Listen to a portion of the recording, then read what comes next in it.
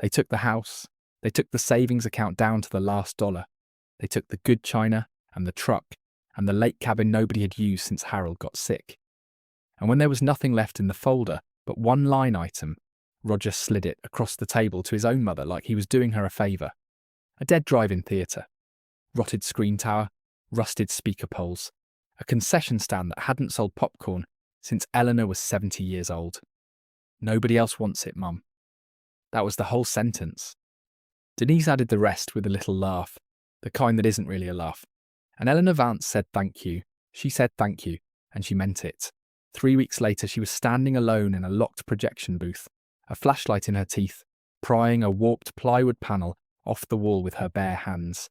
Something her husband said the week before he died had finally started to make sense. But before the flashlight, before the plywood, there was the reading of the will. At the reading of Harold Vance's estate, Roger set the folder down and said, "Mum, you can have the drive-in. Nobody else wants it." Nobody laughed out loud. Nobody had to. The lawyer, a young man named Fenwick, who'd taken over the practice from his father, cleared his throat and did not look up from his papers. Eleanor sat with her hands folded in her lap, the same navy dress she'd worn to Harold's funeral 8 years before, because it still fit and because she saw no reason to buy another one just for this. Denise sat beside Roger with her ankles crossed, a folder of her own already open on her knee, like she'd done the math before anyone had finished reading the will. "The house goes to Roger and Denise," Fenwick said. "The Ridgeline property, the vehicles, and the remaining accounts split per the terms of the trust. And the drive-in," Roger said, "goes to Mum." Which, honestly, works out. She always did like puttering around out there. Denise leaned forward. "It's practically a favour, Eleanor. Nobody wants to pay taxes on a dead theatre. The screen tower's condemned. Counties had it flagged for demolition for years." She said it kindly, the way you'd explain to a child why the dog couldn't come inside. "You can let it go whenever you're ready. There's no shame in that." Eleanor looked at her son. Roger did not look back at her. He was already reading something on his phone, his thumb moving, his jaw tight in that particular way that meant he was doing arithmetic he didn't want anyone to see him doing. "Thank you," Eleanor said. She said it plainly, the way she'd said thank you to the mailman for 40 years, to the girl at the pharmacy counter, to anyone who did her a small kindness or even pretended to. She had raised Roger to believe that gratitude cost nothing and bought everything. Here he sat, 30 years later, handing his widowed mother a condemned building like it was a party favour. She still said thank you, because that was who she was. She was not going to become someone else at 78 just because her son had. That night she wrote him a card anyway. She kept a drawer of pre-stamped envelopes for exactly this purpose. Blank cards with a small painted goldfinch on the front. She wrote, "Thank you for thinking of me. Love, Mum." She sealed it and set it on the hall table to mail in the morning. Because a habit of 30 years doesn't stop just because the world gives you a reason to stop it. She was 78 years old. She had raised 2 children mostly alone, while Harold ran the Starlight 7 nights a week. Had kept the concession stand books balanced to the penny for 31 straight years, without once being off by more than a dime. Had buried her husband and then buried her own mother 18 months later. She had never once in all that time raised her voice at anyone in her own family. Roger used to say that about her when he was young and still said things like that. "Mum never yells. Mum just goes quiet, and you know you did something wrong." She was quiet now. She drove out to the Starlight the next morning alone, because Denise had made it clear that no one else in the family had any intention of setting foot on the property until the county came to tear it down, because Eleanor wanted to see it once more before she let it go. Route 9 ran straight out of Comfort Ridge, past the feed co-op, past the church with the crooked steeple that had been crooked since the '94 storm, out to the fork where the old highway used to run before the interstate bypassed the whole town in 1987. The Starlight sat right at that fork, 4 flat acres behind a chain-link fence that had gone soft with rust, the marquee out front missing half its letters so that it read Star Wine HT in faded red plastic against a field of cracked white. She parked the truck, hers now, a battered Ford Harold, bought used in 2004, that Roger had somehow overlooked when he divided up the vehicles, and got out into the weeds. They came up past her knees along the old ticket booth, a little wooden hut with a sliding window that hadn't slid in a decade. The rows of speaker poles still stood in their gentle curved lines across the gravel lot, most of them leaning now. A few toppled flat into the grass, rust bleeding down their metal shafts like something wounded. She had balanced a checkbook to the penny in that ticket booth for 31 years. She'd counted the night's tape by hand, under a single bare bulb, while Harold ran the last reel of whatever was playing. She had never once come up short. Not because she was clever with numbers, but because she paid attention. Because she checked her own work twice before she trusted it. And because Harold used to say that was the whole secret to marrying her. She checks her own work twice. The screen tower leaned a full 4 degrees off vertical now, the plywood face peeling in long grey strips, weeds growing up through the base where the concrete had cracked. It was, by any honest measure, a ruin. Denise wasn't wrong about that part. The county had flagged it. The insurance had lapsed years ago. If Eleanor Vance sold the whole 4 acres for scrap value and dirt, she'd clear maybe $11,000. Roger and Denise both knew that number.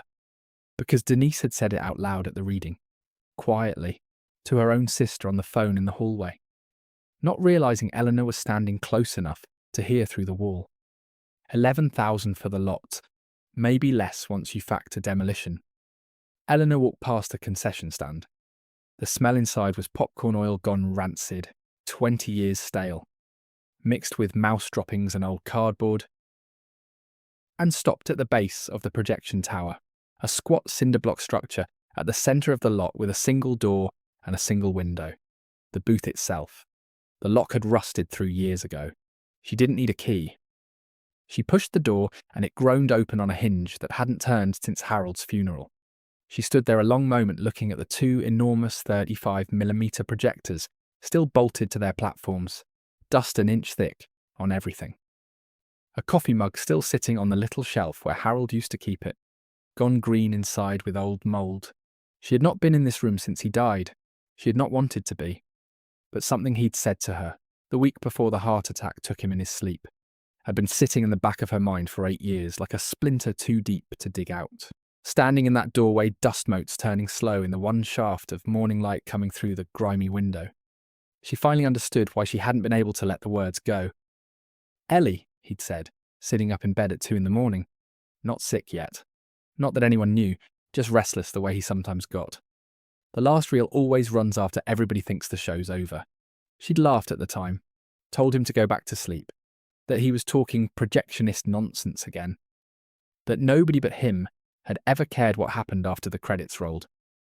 He'd smiled and said nothing else about it, and a week later he was gone.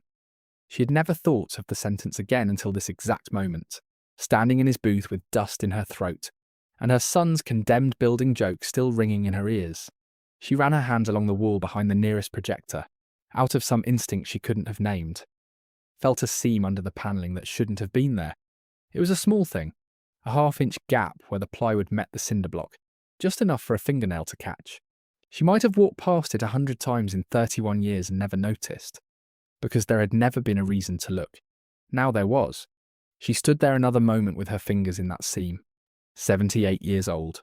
Alone in a condemned building her own son had handed her like a joke. She thought about the goldfinch card sitting on her hall table waiting to be mailed. She thought, not for the first time and not bitterly, that gratitude and foolishness sometimes wear the exact same coat. Then she went out to the truck for a flashlight and a crowbar. Because whatever was behind that panel, Harold Vance had not left it there by accident. Eleanor Vance had never in her life walked away from a thing that didn't add up. The gravel lot at the Starlight had gone quiet the way abandoned places do. Not silent exactly. Hushed, wind moving through dead weeds instead of a crowd of cars. A mockingbird, somewhere working through its whole repertoire on top of a leaning speaker pole. She had grown up in a town where women her age were supposed to be tired by now, supposed to let the young ones handle things. She understood why the world thought that, because most days she felt every one of her 78 years in her knees on the walk from the truck to the booth. But her hands, when she picked up the crowbar, did not shake. She had married a man who spliced his own thoughts into celluloid, because he never trusted a piece of paper to survive a house fire, a divorce, a grudge, or a greedy hand. She had not understood, until this morning, that he might have meant that literally, and somewhere behind a half-inch seam in a rotting projection booth on a 4-acre lot Her own children had priced it $11,000 for the scrap. Harold Vance had left her something that the last 8 years of quiet mourning had never once let her forget to look for. She set the flashlight in her teeth, wedged the crowbar into the seam and pulled. The plywood came away easier than she expected. One long groan and then a snap. It swung down on a single remaining nail like a small door. Behind it was a shallow cavity built right into the cinder block, no bigger than a bread box. Sitting inside it, undisturbed for 8 years, was a coffee can with a plastic lid and a spiral notebook laid flat on top of it. Eleanor stood very still. Dust drifted down past the flashlight beam. She had spent 31 years in this booth and never once suspected the wall itself had a pocket in it. She thought, not without a small flicker of something close to pride, that Harold Vance had built this the same careful way he built everything. Quiet and load-bearing and completely invisible unless you already knew to look. She lifted the coffee can out first. Inside, hundreds of ticket stubs, rubber-banded into little bundles by year, going all the way back to 1979. She recognised her own handwriting on some of the bundle labels.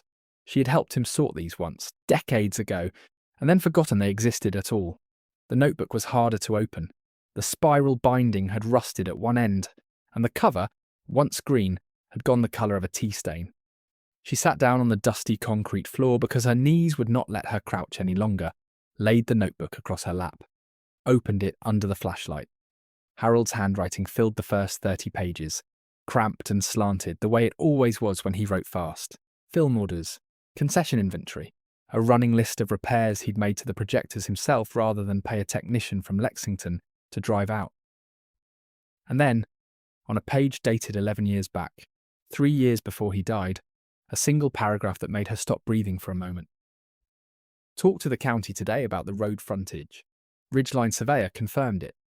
Wrote to Denton at the recorder's office to get it filed proper. Don't want to make a fuss about it in front of the kids yet. Ellie doesn't need to worry about numbers. She worries enough as it is. We'll tell her when it matters. She read it twice. Ridgeline was the name of the surveying firm. She remembered that much. A company that had done work all over the county for years. But Harold had never once mentioned a survey, a filing, or any conversation with anyone named Denton. Not to her, not in 11 years. Not even in passing. She kept reading. The next several pages were ordinary again, popcorn orders, and a note about a broken speaker pole in row 6.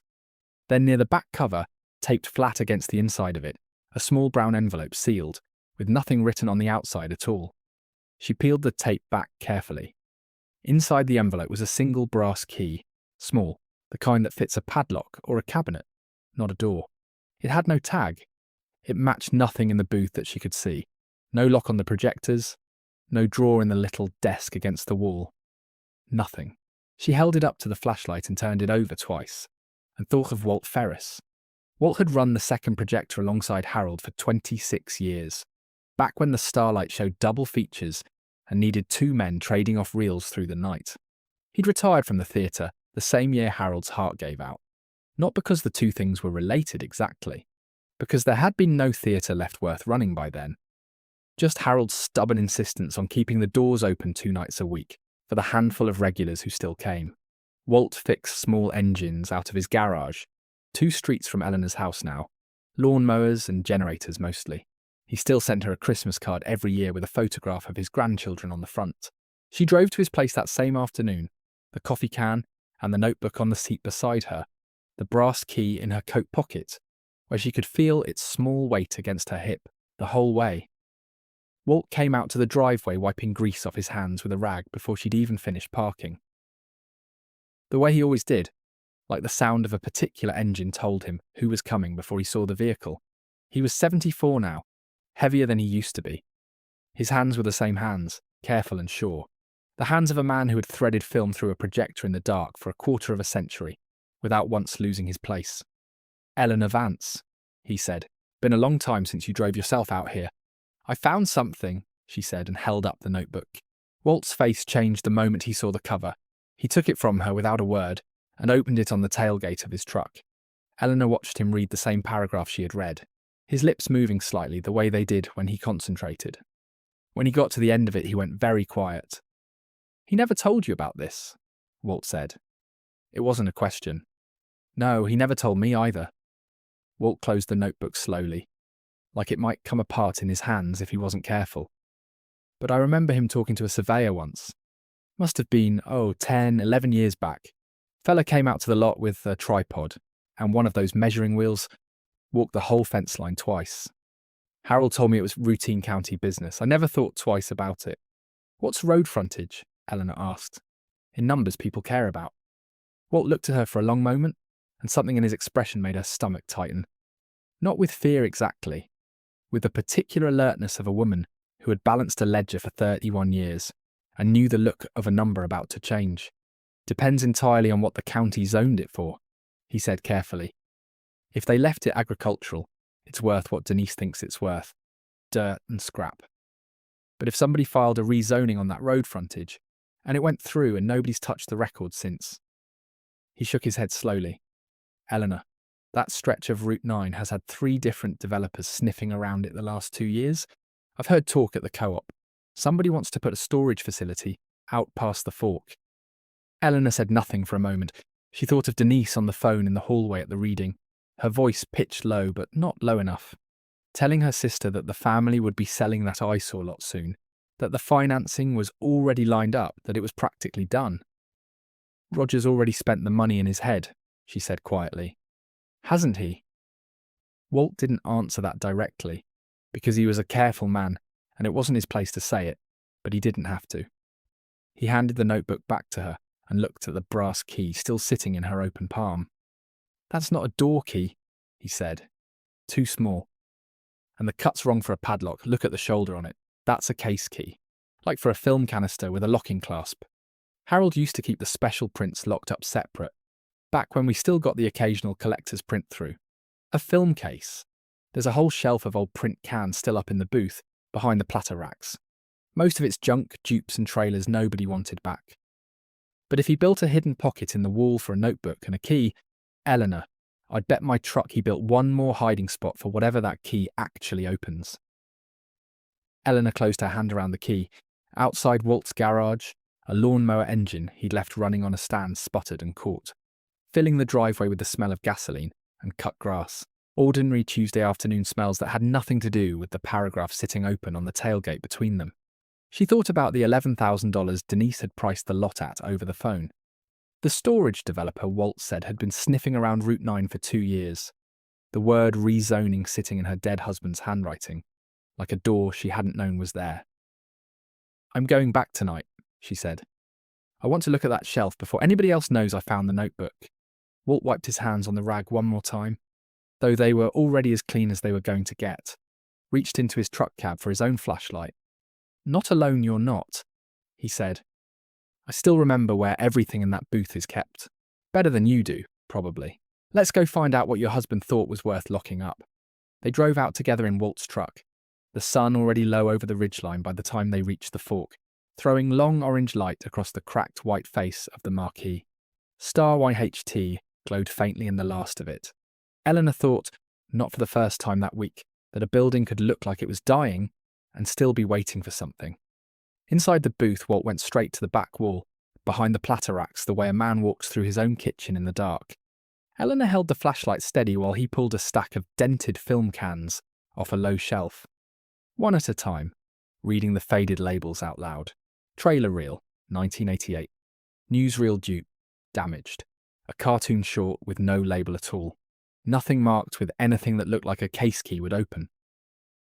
He wouldn't have put it in plain sight, Walt said, more to himself than to her. Not after building a wall pocket for the notebook. Eleanor ran the flashlight along the underside of the shelf and found, bolted flush to the bottom of it, a small cooling vent. The kind meant to let heat escape from the old equipment, its grill thick with 3 decades of dust. She reached up and touched the edge of it, felt it give slightly under her fingers, not fixed the way a vent should be fixed. Walt. He crouched beside her, slower than he used to, one hand braced on his knee, and together they worked the grill loose. Behind it, wedged into a shallow space between the vent shaft and the cinder block, sat a flat steel film case, the kind meant to hold a single reel, its clasp secured with a small brass padlock. Eleanor did not need Walt to tell her the key would fit. She could feel it in her coat pocket, like it had been waiting all day for exactly this. Her hands were steadier than they had any right to be at 78, sliding the key into the lock. It turned on the first try with a small, satisfying click that seemed too loud in the quiet booth. Inside the case was a single 16mm reel. No label. The film wound tight and clean. Nothing like the dry, brittle stock on the trailer reels Walt had pulled down. And tucked flat against the inside lid of the case, folded twice, was an envelope of heavier paper. Sealed with wax the way Harold used to seal things when he wanted to be sure no one had opened them first. Written across the front in his own hand.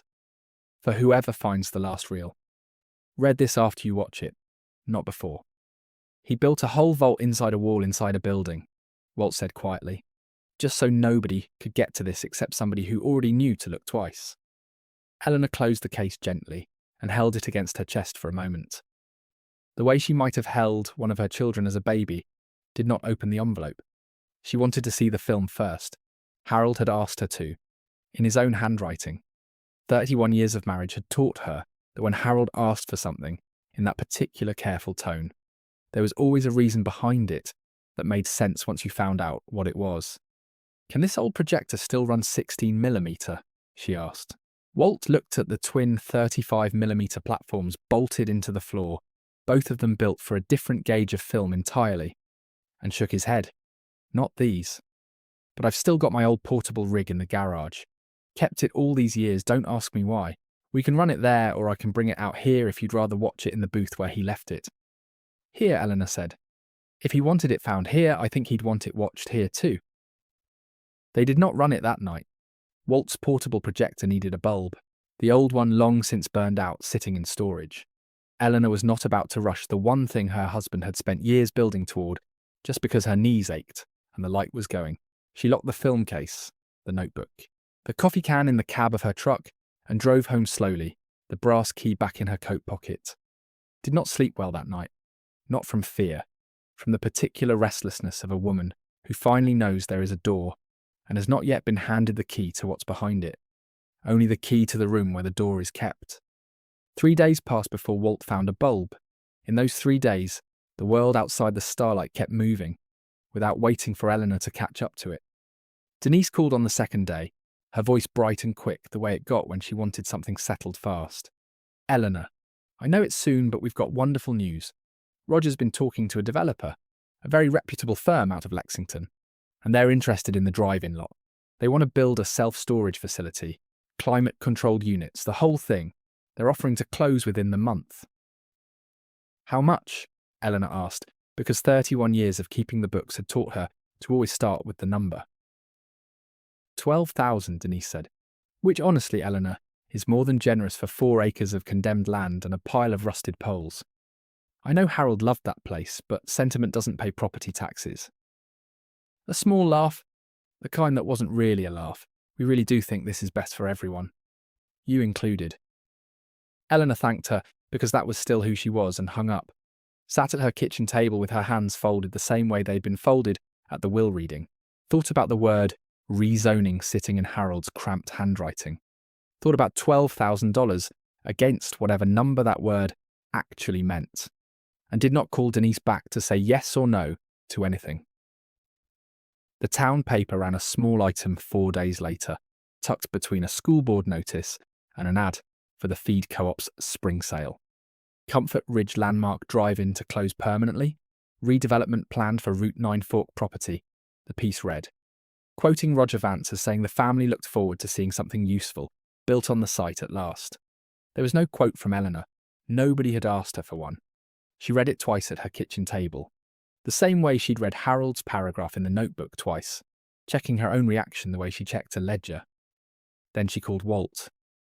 "They're moving faster than I expected," she said. "The paper's already announcing it like it's decided." "Bulb came in yesterday," Walt said. "I was going to call you this morning anyway. You want to watch it tonight?" "Tonight?" Eleanor said. "Before anybody signs anything they can't take back." She drove out to Walt's garage that evening with the film case in her lap, the coffee can and the notebook on the seat beside her. Found him already setting up the portable projector on a card table facing the back wall of his garage. A bedsheet pinned flat and smooth to give the image somewhere clean to land. He had also, without being asked, laid a folding chair out for her, the good one with the cushion. The kind of small, quiet courtesy Walt Ferris had been offering people for 74 years without ever once making a show of it. "Whatever's on this," Walt said, threading the reel through the sprockets with the same careful hands he'd used for 26 years beside her husband. He wanted somebody to see it, who'd know what they were looking at. "That's you, Eleanor. Whatever he built it for you to find, not for me, not for Roger, not for some lawyer downtown." Eleanor sat in the folding chair, her hands folded in her lap one more time, and nodded once. Walt switched off the garage light. The small motor of the projector clicked and began to turn, throwing a soft cone of light across the bedsheet. Somewhere in the dark behind her, a cricket started up outside, like the evening had decided to hold its breath along with her. The first few seconds were nothing but scratched leader, white numbers counting down the way they always did before a feature. Then Harold's face filled the bedsheet, seated at the same little desk that still sat in the projection booth. 8 years younger and thinner around the eyes than the last picture Eleanor kept on her nightstand. "Ellie," he said, and his voice came through a small, tinny speaker clipped to the projector. But it was unmistakably him, the same slow, careful way he always started a sentence when he wanted to be sure he got it right. "If you're watching this, it means I didn't get around to telling you in person, which either means I ran out of time or I chickened out, and knowing me, it's probably both." Eleanor's hand went to her mouth. Walt, standing off to the side by the projector, did not look at her, and she was grateful for that. Because some things a person needs to feel without an audience, even when the audience is a kind one. 11 years ago, Harold went on, I had Ridgeline Surveying come out and walk the property line. Turns out the county rezoned that whole stretch of Route 9 for commercial road frontage back in 2003, when they widened the highway on the other side of the fork. Nobody ever told us because nobody had a reason to, and I never went looking. Because why would I? I was too busy running a theatre. Nobody came to anymore. But once I knew, I had it confirmed and I went down to the recorder's office myself. Man named Denton helped me file the paperwork proper, so it'd hold up whenever it needed to. He paused, and on the film his hand reached toward the camera like he meant to touch it, then dropped back to the desk. "I didn't tell the kids," he said. "And Ellie, I didn't tell you either. I know that's going to sting a little, so let me explain it plain. I know how Roger gets around money. I know how Denise talks. If word got out this land was worth something, I was afraid one of them would talk you into selling quiet, quick, before you had time to think it through. I wasn't going to let that happen to you twice in one lifetime. Not after what your own daddy's estate did to your mother. So I hid it where only somebody with patience would find it. Somebody who checks their work twice." Eleanor let out a small sound. Not quite a laugh, not quite a sob, and pressed her folded hands against her mouth. The notarized codicils wound right into the paper core of this reel. "Behind the film itself," Harold said. "Denton notarized it same day as the original filing, so there's no arguing when it happened. It confirms the rezoning. And it names you Eleanor Vance, sole owner of all 4 acres. Full stop. No conditions. That land's not worth $11,000 for scrap, Ellie. Ridgeline's own survey put commercial road frontage on that stretch at right around $250,000 an acre. Once you account for what's gone up around the interchange since, 4 acres. You do that math whenever you're ready to."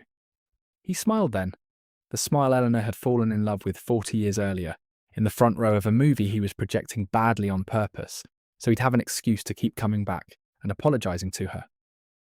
"There's one more thing," he said. "The projectors, the platters. This whole rig, it's one of the last working 35mm setups left in the state, near as I can tell. I had a man from a film preservation group up in Lexington come look at it a few years back, off the record, just curious. He told me collectors and small festivals pay real money to run actual film now, not digital. Called the equipment alone worth something in the neighbourhood of 60,000, maybe more to the right buyer. I never sold it. Didn't feel right selling the projectors while I was still alive to run them." He looked down for a moment, off camera. The way he used to when he was working up to something he found hard to say out loud. "Ellie, the last reel always runs after everybody thinks the show's over," he said. Eleanor felt the whole 8 years collapse into that one sentence. The same words, the same mouth, the same bed at 2 a.m. Except now she understood every word of it.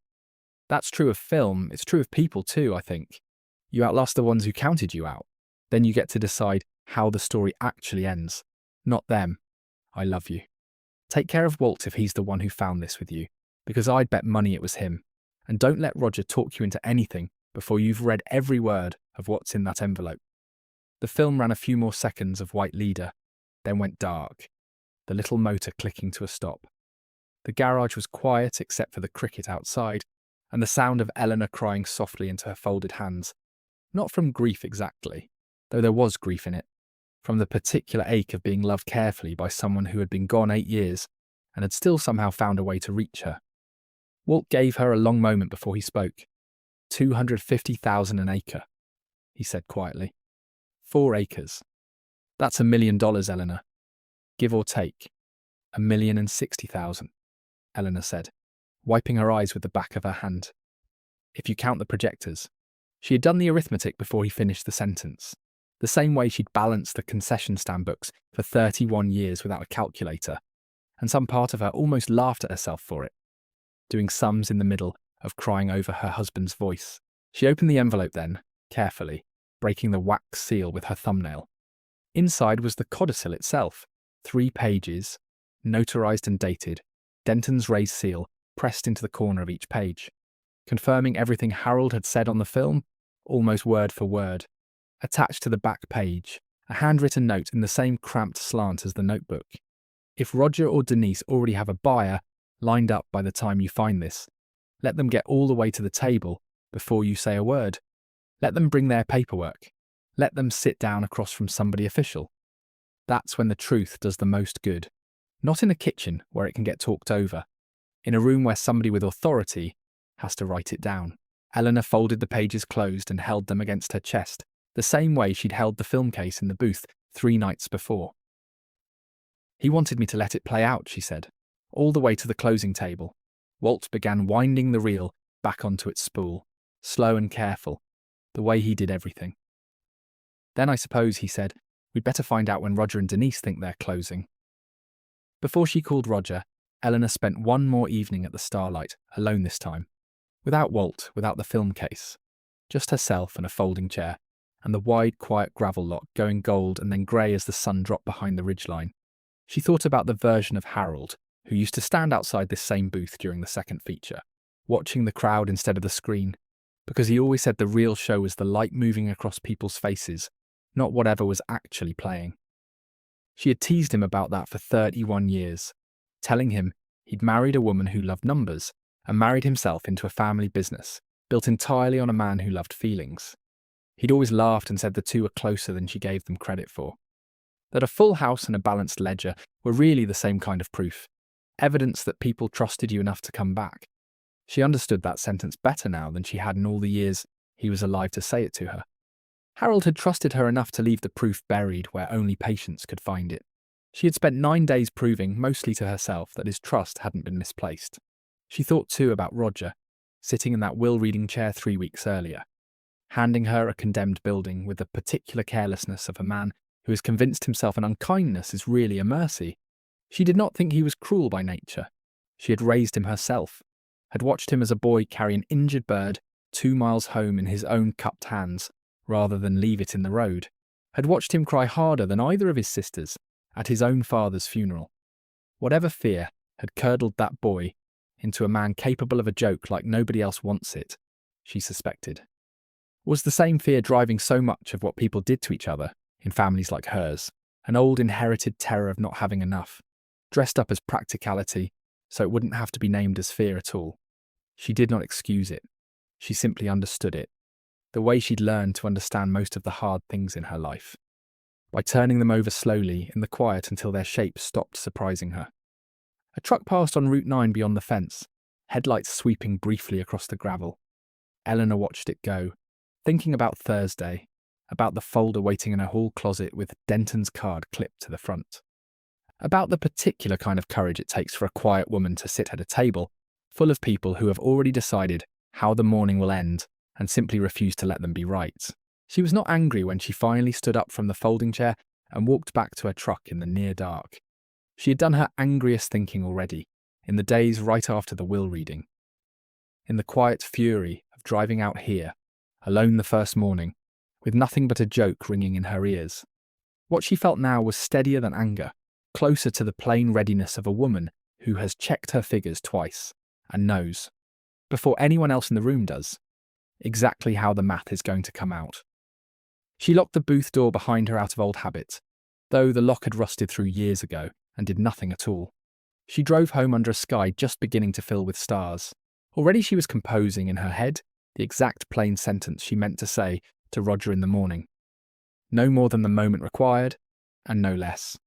The same careful economy of words she'd used at every hard moment of her life, because the fewest true words usually landed the hardest. She called Roger the next morning, her voice as calm and plain as it had been at the will reading.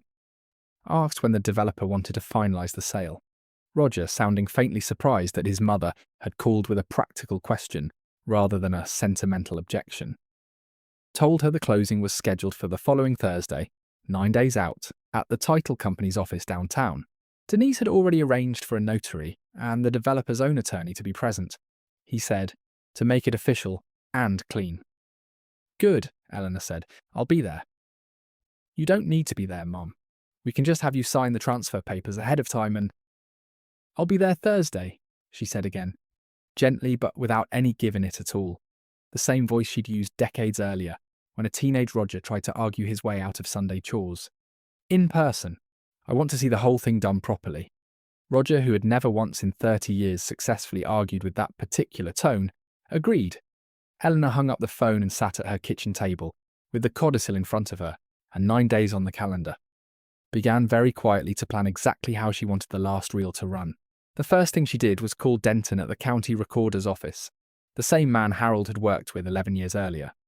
Was surprised and a little moved to learn he still worked there, 2 months from his own retirement. He remembered Harold Vance immediately when she said the name. Quiet fella, Denton said over the phone. Came in himself, wouldn't send a lawyer. Wanted to be sure it was done right and done once. I remember thinking that was unusual. Most people send somebody else to handle the paperwork. He filed a rezoning confirmation, Eleanor said. For the Starlight property, out at the Route 9 fork. I'd have to pull the file to be certain of the details, Denton said, but I remember the name attached to it, yes. You said your name's Vance. Eleanor Vance, his widow. There was a small pause on the line, the sound of a chair creaking, a man deciding something. Mrs. Vance, if there's a closing scheduled on that property, and the title hasn't been cleared against our current records, somebody's about to make a very expensive mistake. Why don't you come by the office? Bring whatever documentation you've got. I'd like to see it before anybody signs anything. She drove to the recorder's office the next morning, with the codicil in a manila folder on the seat beside her. Denton, grey-haired now, and wearing the same careful expression Walt wore when he handled old film, spent nearly an hour with her going through both the original 2003 rezoning record and Harold's 11-year-old filing, checking one against the other the way Eleanor had checked her own ledgers for 3 decades. It's clean, Denton said finally. Notarized, properly filed, cross-referenced against the original zoning change. If anybody tries to close on that property as agricultural or unclassified, they're closing on bad information. And once it's recorded correctly, any sale based on the old assessment could be voided outright. He looked at her over his glasses. You said there's a closing Thursday. There is. Would you like me present? Not to embarrass anybody, Mrs. Vance, simply because if a sale of this size is about to happen on a title that's actually clouded, it's my job to be in the room. I'd like that very much, Eleanor said, and meant it, because Harold had told her from beyond 8 years of silence to let the truth land in a room where somebody official had to write it down. Here was exactly that somebody, offering to come on his own. She spent the 6 days after that doing the ordinary things a woman her age does when she is quietly rebuilding a life she'd been told to let go of. She had the marquee's broken bulbs assessed by an electrician from 2 towns over, an old acquaintance of Walt's, who did the work at a fair price, and didn't ask why a condemned building suddenly needed working lights. She walked the fence line with a county inspector to confirm the screen tower's actual structural condition, learned it needed roughly $8,000 in repairs to be safe again. Not the wholesale demolition Denise had always assumed. She had the concession stand's old refrigeration unit hauled out for scrap, $20 credited against nothing at all. Just to clear the smell out of the building she was beginning. against every expectation she'd walked in with, to think of as hers to keep rather than hers to sell. Roger called twice during those 6 days, both times about small logistics for the closing. Both times Eleanor answered him with the same calm, unbothered voice she'd used her whole life, giving away nothing. She did not tell him about Denton. She did not tell him about the film, or the codicil, or the number that had kept her up 2 nights running. Not from anxiety, but from something closer to disbelief. The particular vertigo of learning at 78 that the ground under a thing you'd already grieved and let go of had been solid the entire time. Denise called once on the 5th day, her voice carrying the particular brightness of a woman closing in on something she wanted. "I just want you to know how much this means to Roger," she said. "Things have been tight for us, Eleanor, tighter than we've let on. This sale is going to make a real difference."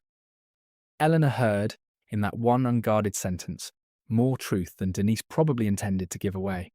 Tighter than we've let on. She thought of the tyre distributorship Roger managed, the one he never talked about at family dinners anymore, the way he used to when it was thriving. She thought of the lake house Denise had mentioned once at Christmas and never mentioned again. And she understood, with the plain clarity of a woman who'd kept a family's books for 3 decades, that her son and daughter-in-law weren't simply greedy people taking advantage of an old woman's grief. They were frightened people in trouble they hadn't admitted to anyone, reaching for the fastest number on the table because they needed it more than they needed to be kind. It did not make what they'd done any less cruel. But it made it, in some small private way, she did not share with anyone, easier to carry toward Thursday without bitterness curdling into something worse. There was, in the middle of that week, one more thread Eleanor felt she owed some attention before Thursday arrived. She had not told her daughter Marilyn anything at all yet. Marilyn lived 4 hours away in Charlotte, had not made it back for the will reading on account of a work commitment she swore she couldn't move, had called her mother exactly twice since Harold's estate was settled, both times brief, both times ending with a promise to visit soon that never quite turned into a date on a calendar. Eleanor did not resent her daughter for the distance the way she might have once, because she understood, the way only a mother who had also once been a young woman building a life far from home could understand, that Marilyn's absence was not cruelty so much as its own kind of self-protection. A way of not having to watch her father's theatre rot without being able to do anything about it. She called Marilyn on Tuesday evening, told her everything, plainly, the way she'd told Walt and no one else. The notebook, the key, the reel, the number. Marilyn was quiet for a long moment on the phone. "Dad hid $1 million in a movie reel," she said finally, and told nobody. Not you. Not Roger. Nobody. He hid it so nobody could talk anybody into anything before they'd had time to think, Eleanor said. "I understand it better now than I did the first night I watched that film." "I should have come back for the reading," Marilyn said, and her voice had gone smaller, the way it used to when she was young and had done something she regretted and hadn't yet found the words to say sorry for. "I should have come back a dozen times these last 8 years, honestly, and I didn't, because it hurt too much to see the starlight empty, and I let that be an excuse for a lot of other things too." "You're allowed to grieve in whatever shape grief takes," Eleanor said. "But I'd like you here Thursday if you can manage it. Not for the money. I want my daughter in the room when the truth gets said out loud, the same as I wanted Walt, the same as I asked Denton. This family owes itself a little more honesty than it's been giving out lately, and that includes the honesty of simply showing up." Marilyn arrived Wednesday night, having rearranged, it turned out, exactly the kind of work commitment she'd once sworn she couldn't move. She sat with her mother at the kitchen table until well past midnight, going through the notebook page by page. She read her father's cramped handwriting with the particular hunger of a daughter who'd spent 8 years missing a voice she'd assumed was gone for good, was now, however strangely, hearing it again in ink instead of sound. "He really did think of everything," Marilyn said, closing the notebook gently near the end of the night, even down to which version of Roger and Denise he expected to be sitting across that table. "He knew people," Eleanor said. "He always did. It's why the theatre ran as long as it did on nothing but goodwill and stubbornness. People trusted him, even the ones who never paid full ticket price." Marilyn sat with her for Thursday's closing too, in the chair beside Eleanor, rather than beside Roger. A small seating choice that said more than either of them discussed out loud. Eleanor found, watching her daughter's face, as Harold's recorded voice filled the conference room wall.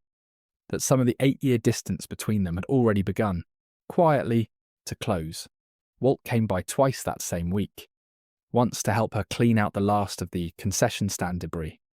Once just to sit with her on the tailgate of his truck in the gravel lot, watching the evening light hit the leaning screen tower at an angle that, for a moment, made the whole ruined structure look almost the way it used to. Back when cars lined up 3 deep along Route 9 waiting to get in, there was a version of the week that could have gone differently, and Eleanor knew it, sitting there with Walt on the tailgate. She could have taken the $12,000 Denise offered on the very first phone call. Before she'd ever pried the plywood panel loose, before she'd ever known there was a plywood panel to pry. Plenty of women her age, tired and grieving and told by their own children that a thing was worthless, would have signed and gone home to a quieter life and never known what they'd given away. She thought about that version of herself sometimes, in the small hours. Not with fear exactly, with a kind of sober gratitude that Harold had known her well enough, even from 8 years gone, to bet correctly that she would check the seam in the wall instead of simply believing the number she was handed. "You're not planning to sell it, are you?" Walt said. It wasn't really a question either. The same way Denise never told him about the notebook had not been a question. He knew her too well by now. "No," Eleanor said. "I don't think I am. Even with $1 million sitting on the table." "Especially with it," she said. "Harold didn't hide that money, so I'd cash it in and let this place get bulldozed for storage units. He hid it, so I'd have a choice. And now that I have one, I find I'd rather fix the roof than sell the whole roofline." Walt smiled, the small private smile of a man who had spent 26 years believing exactly the same thing about the place, and had simply never had the standing to say so out loud. "Then we better get that screen tower shored up properly," he said, "because if you're keeping the starlight, Eleanor Vance, I intend to run a projector in it again before I'm too old to thread film." She laughed, a real laugh, the first one in longer than she could easily place. It startled her a little, how much lighter it made the whole 9-day wait feel. Sitting there on a tailgate with an old friend, making plans for a building everyone else in her family had already priced for the scrapyard. Thursday arrived cool and clear, the kind of early spring morning that made the whole valley look freshly rinsed. Eleanor dressed carefully, the same navy dress from the will reading, not out of habit this time, but on purpose, because she wanted Roger and Denise to look at her across that table and see the exact same woman who had said thank you 9 days earlier and not recognise a single thing that had changed in her. Right up until it mattered. 2 days before the closing, though, the plan nearly came apart entirely. Eleanor was in her kitchen, washing the breakfast dishes when Denise called. Her voice fast and bright in a way that set Eleanor's nerves on edge before a single sentence had finished. "Wonderful news," Denise said. "Craig, that's the developer. Mr. Sutter, he's had a scheduling conflict come up for Thursday, some other project out east. His attorney suggested we just move the closing up to tomorrow afternoon instead. Get it handled before anyone's calendar gets any more complicated. I already told them that works for us." Eleanor set the dish towel down slowly. Tomorrow was too soon. Denton had told her he needed at least until Thursday to pull the full file and prepare the corrected paperwork properly. Walt's projector bulb, the replacement one, wasn't due to arrive from the mail order supplier until the following morning at the earliest. "That doesn't work for me," Eleanor said, keeping her voice as even as she could manage. "Eleanor, it's one day. I know it feels sudden. But honestly, the sooner this is settled, the sooner we can all stop thinking about it." "I have a prior commitment Wednesday I'm not able to move," Eleanor said, which was not entirely a lie, since she fully intended to spend Wednesday making sure every piece of what she needed was actually ready. And a commitment to herself was still a commitment. "Thursday as planned, or I'm not signing anything at all." There was a pause on the line, the particular silence of a woman recalculating. "I'll see what I can do," Denise said finally, some of the brightness gone out of her voice, "but Craig's not going to be happy about it." Eleanor hung up and called Denton immediately, her hands not quite steady for the first time in 9 days. "They're trying to move it up to tomorrow," she said without preamble. "Can you be ready?" Denton was quiet for a moment on the other end, and Eleanor could hear papers shuffling.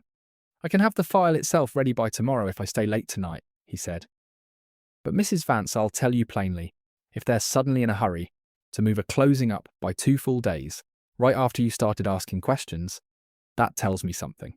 Either it's exactly the coincidence they're claiming, or somebody on that side got nervous and wants this signed, before anyone can slow it down further. I'd hold your ground on Thursday if you possibly can. Rushed paperwork is exactly how properties like this slip through with bad numbers attached. Eleanor thought of Harold's note in the envelope. Let them get all the way to the table before you say a word. Let them bring their paperwork. He had planned for patience, not for a sudden Wednesday scramble. Some old, steady part of her recognised that panic was precisely the trap a frightened son and a frightened daughter-in-law might spring, without even meaning to spring it, simply because their own fear was pushing the clock faster than the truth could keep up with. She called Walt next. Any chance that bulb comes in early? I already called the supplier this morning. Actually, before any of this happened, Walt said. Should still be Thursday, maybe Friday if the truck runs late. Eleanor, if they push you to tomorrow, we don't have what we need to do this right. You'd be walking into that room with nothing but a notebook and a story nobody official has confirmed yet. Then I hold Thursday, Eleanor said, and if Denise pushes back, she pushes back. Denise called again an hour later, considerably less bright than before. Craig says he can actually still do Thursday after all, she said. Guess his schedule wasn't as tight as his assistant made it sound. Sorry for the confusion. No trouble at all, Eleanor said. Set the phone down afterward with her hand still not quite steady, understanding now, with the particular clarity that comes only after a near miss, exactly how close 9 careful days of patience had come to being undone by one fast phone call, exactly how much Denise and the developers team wanted. This decided before anybody slower and more careful than panic could catch up to them. There was, in the middle of all this, one more small complication Eleanor had not anticipated. Craig Sutter, the developer, called her directly the day after his attorney's scheduling attempt fell through. His voice smooth and unbothered, in a way that told Eleanor he had made this particular call to a great many nervous sellers before. Mrs. Vance, I wanted to reach out personally, Sutter said. I understand there may be some question about the property's assessment. I want you to know our offer stands regardless, $12,000, and frankly, given the condition of that screen tower, I think you'll find that's more than fair once you account for what it would cost anyone to bring the structure up to code. That's kind of you to say, Eleanor said. I'd hate for this to get complicated with lawyers and recorders and delays, when really this could be simple. A clean sale, cash in hand, no headaches for a woman your age to manage. Eleanor understood, listening to him, exactly what kind of call this was, the kind meant to make an elderly widow feel that clarity and patience were somehow the same thing as trouble, that the fastest path was always the kindest one. She had heard some version of that same persuasion her whole life, from insurance salesmen and appliance repairmen and, if she was honest with herself, occasionally from her own children. She had learned decades ago exactly how to answer it. Mr. Sutter, she said, I appreciate you calling, but I find complications are usually just facts that haven't finished introducing themselves yet. I'd rather meet all of mine before Thursday than sign something today and meet them afterward instead. There was a brief pause on the line, the sound of a man recalibrating. Of course, Sutter said, considerably less smooth than he'd started. We'll see you Thursday then. She hung up and sat for a moment at her kitchen table, turning the conversation over the way she turned over a ledger entry that didn't quite balance. Felt, more than she had at any point since finding the notebook, a plain and steady certainty settle into her chest. Men like Sutter did not call nervous old women personally to reassure them about fair prices, unless there was a reason to worry the price wasn't fair at all. Harold's note had told her to let them come all the way to the table. She intended to do exactly that, and nothing Sutter's smooth reassurances could offer was going to move her an inch off that plan. She spent Wednesday exactly as she'd told Denise she would, though not on any errand she'd have described that way out loud. She drove out to the Starlight alone in the morning and sat in the projection booth for an hour. In the same folding chair Walt had carried out there for her, going through the codicil's 3 pages, one final time, checking every date against the notebook, checking her own memory of Harold's voice against what she now knew to be true. The same careful double-checking she had given every ledger of her life. She wanted to walk into that closing room on Thursday, having read every word twice, that nothing Denise or Sutter's attorney said could catch her off guard. Because Eleanor Vance had learned a long time ago that the surest way to lose an argument you were right about was to walk in unprepared and let someone louder fill the silence first. There was one more thing Eleanor did, that Wednesday afternoon, sitting alone in the booth with the codicil spread across her lap. She reread Harold's handwritten note at the bottom of the last page. the one she'd already read a dozen times. This time her eye caught on a line she'd skimmed past before without quite registering it. There's a second copy of everything, filed the same day with my sister Ruth in Ohio, just in case. She doesn't know what's in the envelope, only that she's holding it for me, and not to open it unless I ask her to, or unless something happens to me and nobody comes looking. Eleanor sat very still. Harold's older sister Ruth had died 6 years earlier, 2 years after Harold himself. In all the grief of those years, in all the sorting of states and phone calls and casseroles brought by well-meaning neighbours, nobody had ever mentioned Ruth holding anything of Harold's at all. If there was a second copy sitting somewhere in a house that had likely already been sold and cleared out by Ruth's own children, it meant either that copy no longer existed, or that it was sitting, forgotten, in a box in someone else's attic 3 states away. She called Ruth's daughter her own niece by marriage, a woman named Carol she hadn't spoken to since the funeral. Asked as gently as she could whether her mother had left behind any old papers, particularly anything sealed or unusual, when she passed. Carol was quiet for a moment. "Actually," she said slowly, "there's a box in my garage I've been meaning to go through for years. Mum always said there was something in there from Uncle Harold she was supposed to keep safe. I never opened it, didn't feel like it was mine to open. Would you be willing to look, dear? Soon, if you can manage it." Carol found it that same evening. She photographed the contents at Eleanor's request and sent the pictures within the hour. A duplicate notarized codicil, identical to the one in Eleanor's own folder, and a short handwritten letter from Harold to Ruth, in his same careful, cramped hand, explaining that he was leaving a second copy purely as insurance. A man who'd spliced a message into a film reel wasn't about to trust the whole plan to one hiding place. Eleanor sat with her phone in her hand for a long while after that, a photograph of her dead husband's handwriting. Arriving from a niece in Ohio she barely knew.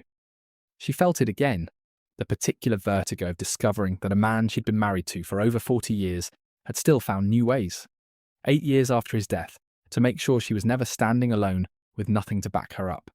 She did not need the second copy for Thursday's closing. Denton's file and her own original were more than sufficient.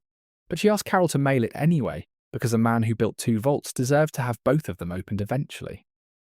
Because Eleanor Vance had decided, somewhere in the last 9 days, that she was no longer in the business of leaving Harold's carefulness unfinished. Wednesday evening, Walt came by her house with the portable projector loaded already in his truck bed, wanting to run through the sequence one final time before the closing.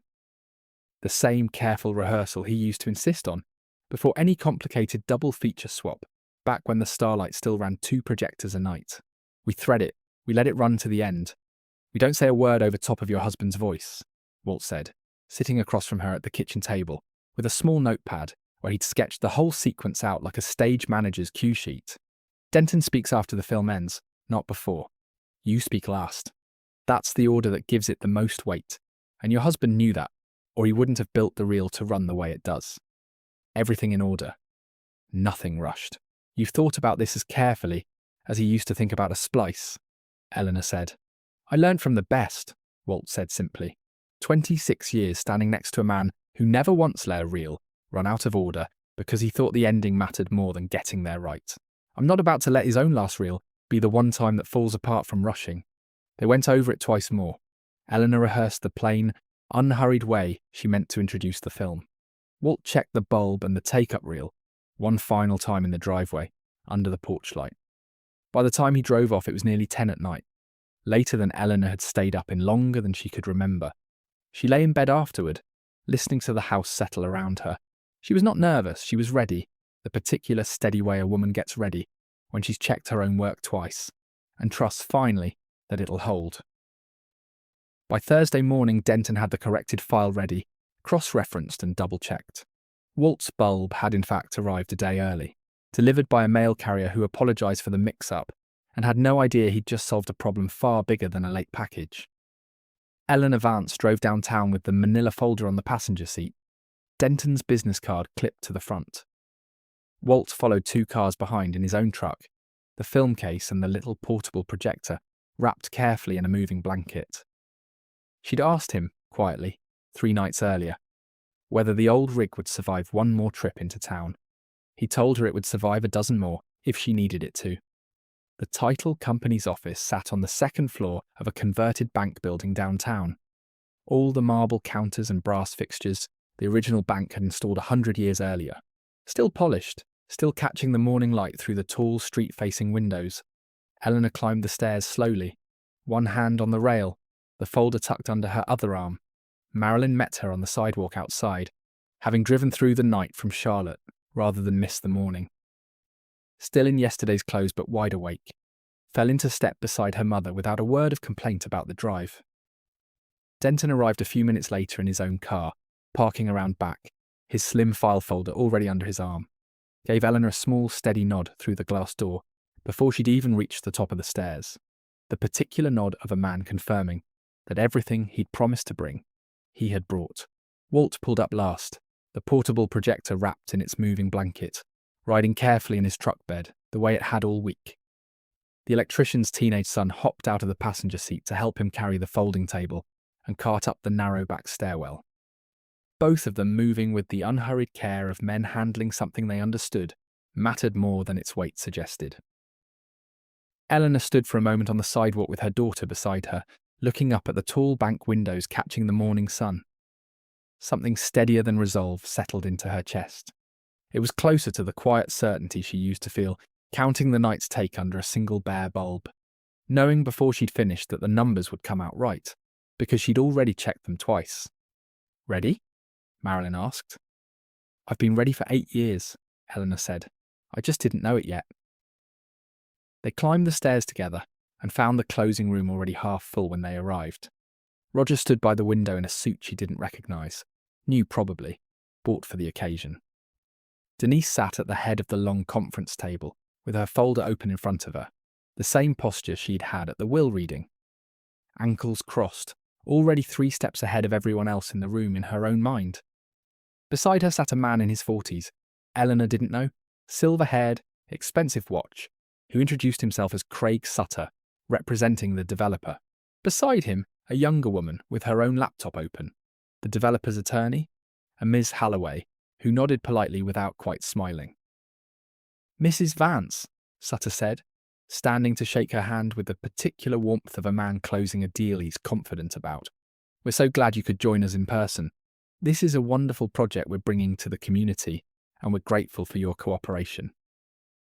"Thank you for having me," Eleanor said. Took the seat Roger pulled out for her, setting her folder on the table in front of her without opening it. Denise glanced at the folder, then at Eleanor, a flicker of something crossing her face too quickly to name, gone before it could become anything Eleanor could call suspicion. "We really do appreciate you being flexible about all this, Eleanor," Denise said. "I know it's an emotional property, but 4 acres of frontage like that shouldn't sit vacant forever collecting nothing but tax bills." "No," Eleanor agreed. "It shouldn't." Ms. Halloway opened a folder of her own and slid several stapled pages across the table. The purchase agreement. $12,000 typed clean at the top in a bolded font. The kind of number that looked bigger on paper than it had sounded over the phone and was still, Eleanor thought, looking at it now with the full weight of what she knew sitting behind her ribs. Almost exactly 1% of what the land was actually worth. She let her eyes move once around the table before she spoke again, taking in each face in turn the way she used to take in a room full of moviegoers from the concession window, reading who was settled and who was restless before the first reel even started. Roger in his new suit, still not quite meeting her eyes. Denise, composed, already reaching for a pen. Sutter, comfortable, certain this was already decided. Ms. Halloway, patient, professionally neutral, waiting to see which way the morning would break. Eleanor had spent 31 years learning to read a room exactly like this one, a room full of people who thought they already knew how the evening would end. "If you'd like to review it with your own counsel before signing," Ms. Halloway said, "we're happy to give you time. We just want to be sure everyone's comfortable." Marilyn sat quietly at Eleanor's other side, hands folded in her own lap now, mirroring her mother's posture without quite meaning to. Eleanor felt her daughter's steadiness there, the way she used to feel Harold's presence in the projection booth behind her on a busy night. Not doing anything, just there, it had always somehow been enough. Roger cleared his throat. "Mom, if you want to take a few minutes with a lawyer of your own, that's completely fine. Nobody's rushing you." "That's kind, Roger," Eleanor said. But I've already had all the time I needed. I spent it very carefully, actually, over the last 9 days. I appreciate that, Eleanor said. Before we sign anything, though, I have a small correction to the record I'd like everyone in this room to see. I invited someone else to join us today. He should be here any moment. Roger's expression shifted, the same tight-jaw arithmetic look he'd had at the will reading.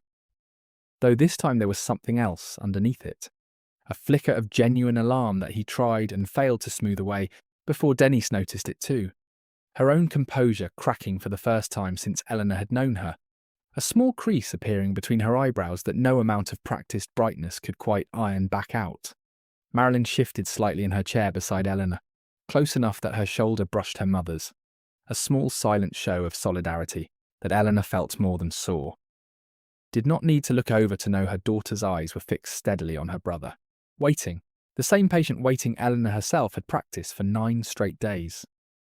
Roger, Denise said quietly, not looking at him. What does your mother mean? Your father worked with the recorder's office. You told me the title was clean. You told me we already checked. We checked the assessment, Roger said, and his voice had lost the confident edge it carried at the will reading. That's what the title company always checks. I don't... He stopped himself, glancing at his mother, some old childhood instinct telling him, correctly, that whatever was about to happen in this room, arguing about who should have checked what first was not going to help him. Who did you invite, Mom? A man from the county recorder's office, Eleanor said. Mr. Denton.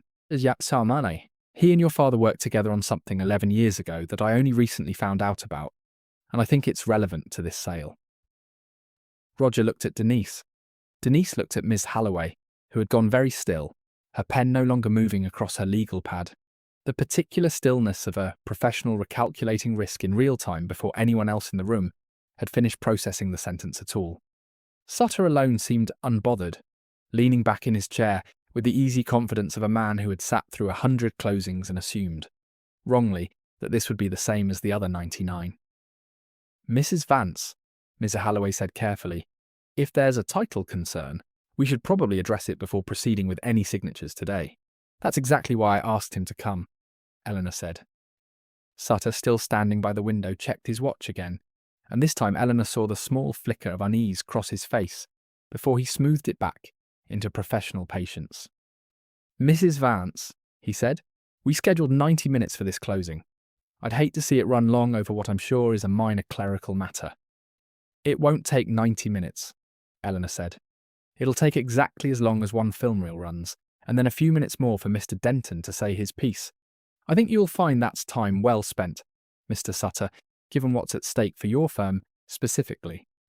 Something in the phrasing, at stake for your firm specifically, seemed to land harder than Eleanor had expected. She watched Sutter's eyes flick toward Ms.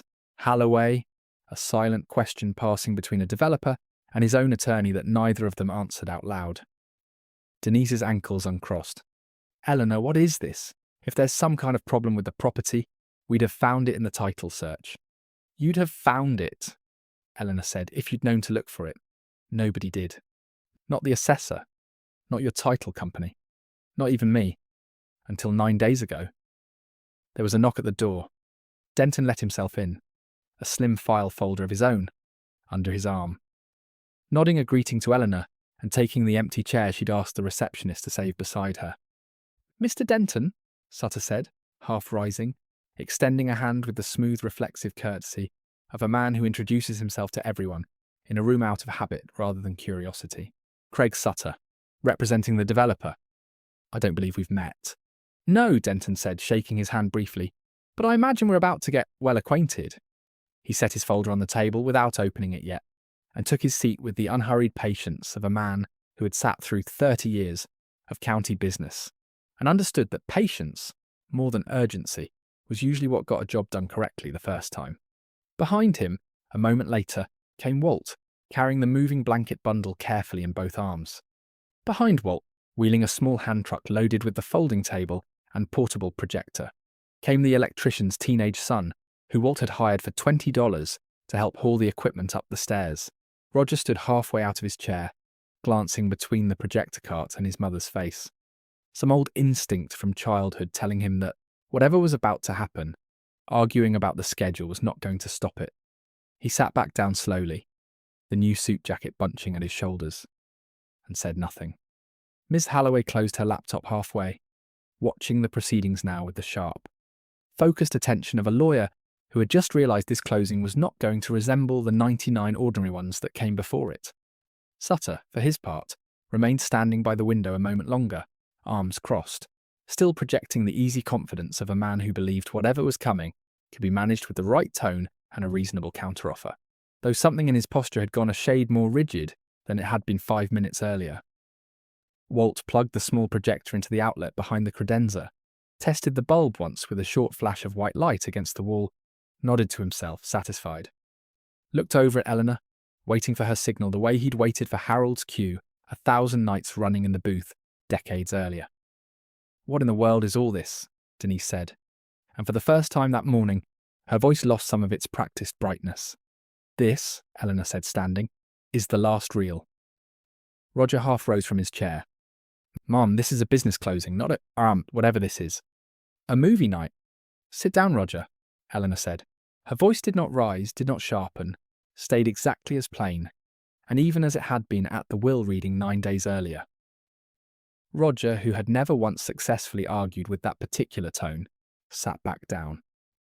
Walt set up the folding table against the far wall while the electrician's son plugged in the projector. Threading the leader through the sprockets with the same unhurried precision he'd shown Eleanor a dozen times that week, checking the take-up reel twice before stepping back, satisfied.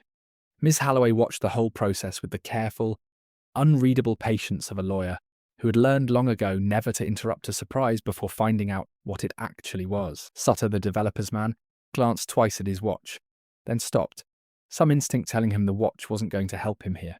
Denton opened his own file on the table in front of him, laying out the original 2003 zoning record beside a fresh copy of Harold's 11-year-old filing. The two documents side by side exactly the way he'd shown Eleanor at his office earlier that week, ready to speak the moment the film finished running. 9 days ago, Eleanor said, standing at the head of the table now, her folder still closed in front of her. I found a notebook my husband kept hidden in the wall of the projection booth at the Starlights. In it, he wrote about a survey he commissioned in secret 11 years before he died, and a filing he made with the county recorder to confirm something the rest of us never knew. Mr. Denton here can speak to the filing itself. But Harold wanted the reasons explained a different way. His way. So before anyone signs anything today, I'd like everyone in this room to watch 2 minutes of film. Eleanor, this is highly irregular, Miss Halloway said, though her tone had shifted, curiosity now outweighing procedure. It is, Eleanor agreed. So was hiding a codicil inside a film canister for 11 years. I suppose my husband and I share a fondness for doing things the irregular way, when the ordinary way keeps letting people get taken advantage of. Walt dimmed the overhead lights without being asked. The projector's small motor clicked and began to turn, throwing its cone of light against the blank wall behind the conference table. Harold Vance's face appeared there, 8 years dead and speaking anyway, exactly as he had in Walt's garage 9 nights before. Ellie, the recording said, if you're watching this, it means I didn't get around to telling you in person. Denise's hand went still on the table.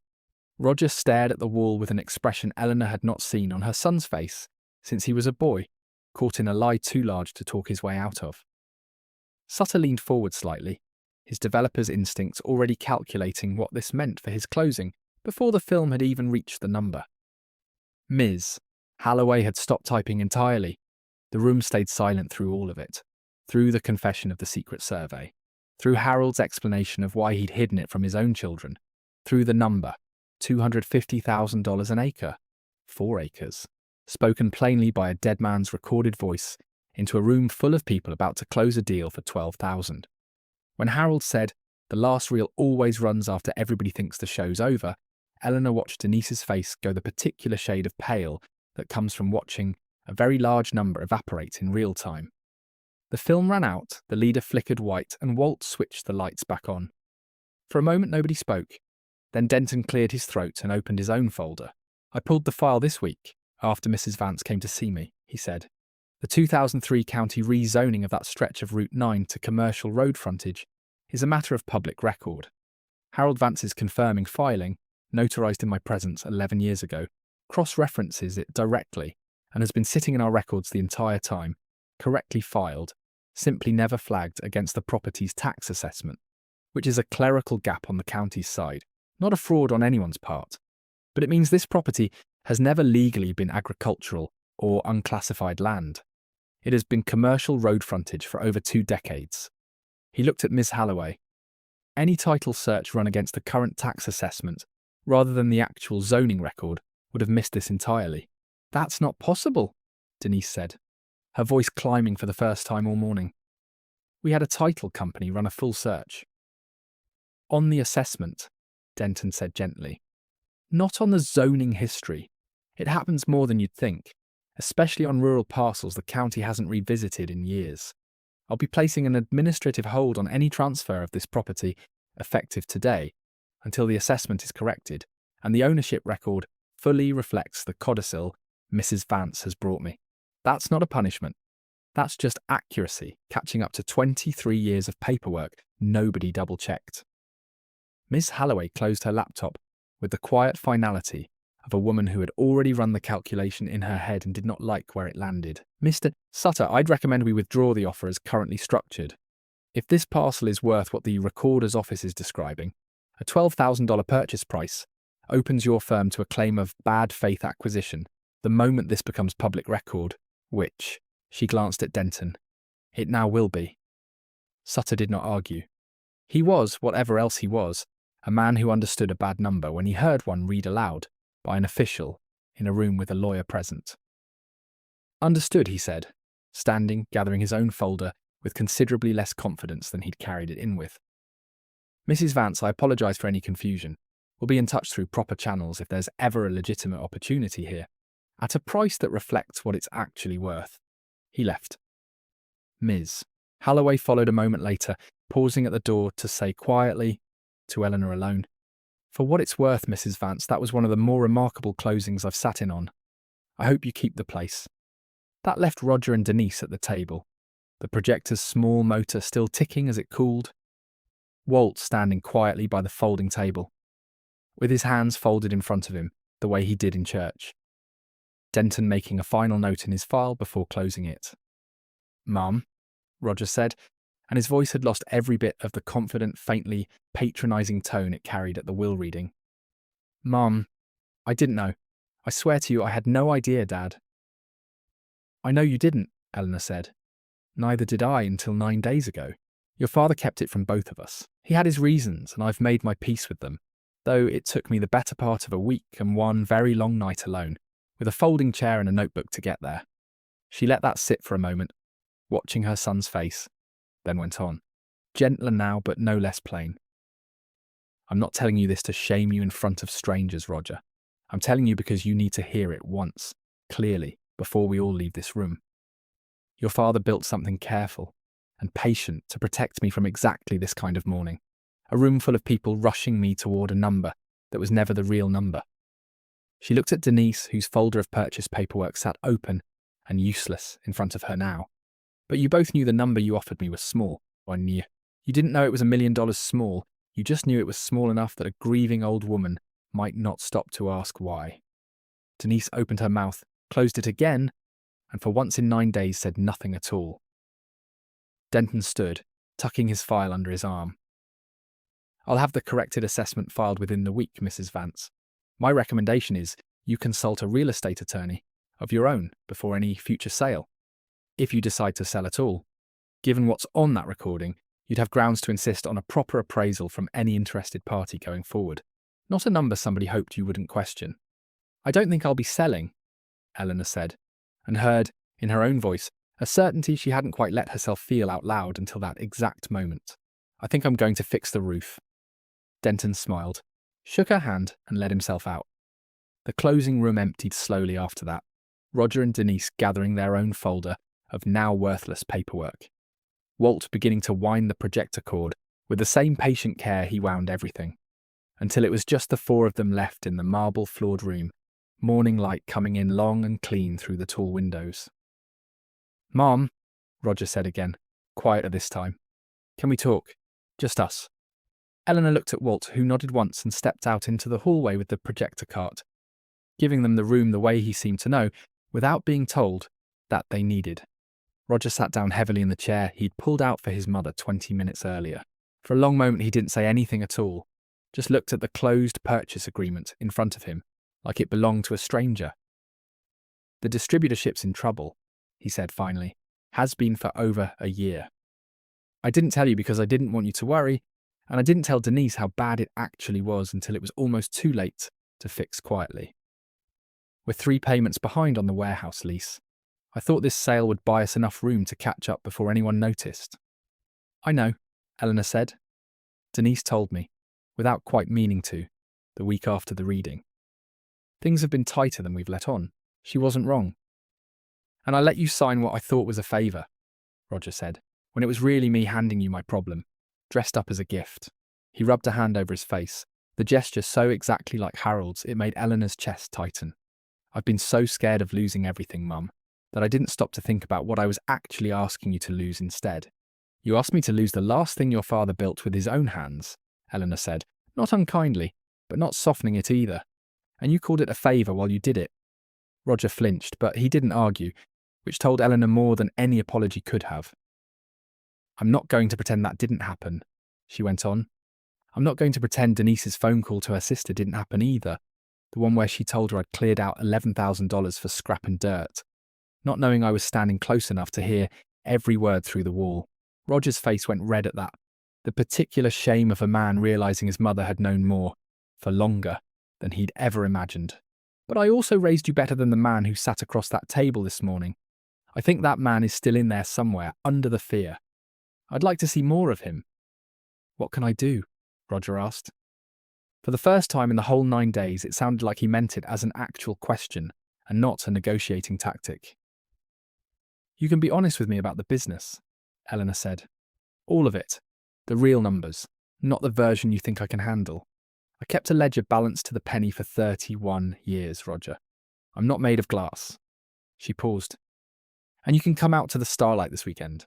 Not to appraise it, not to talk me out of keeping it, just to help your mother and an old man named Walt paint a marquee." Roger looked at her for a long moment, something loosening behind his eyes that had been tight since the will reading, maybe longer. "I can do that," he said. "I'd like that, actually." He left a few minutes later. Eleanor sat alone in the closing room for a while after that, the projector cart gone from the hallway, the morning sun climbing higher over the marble floor.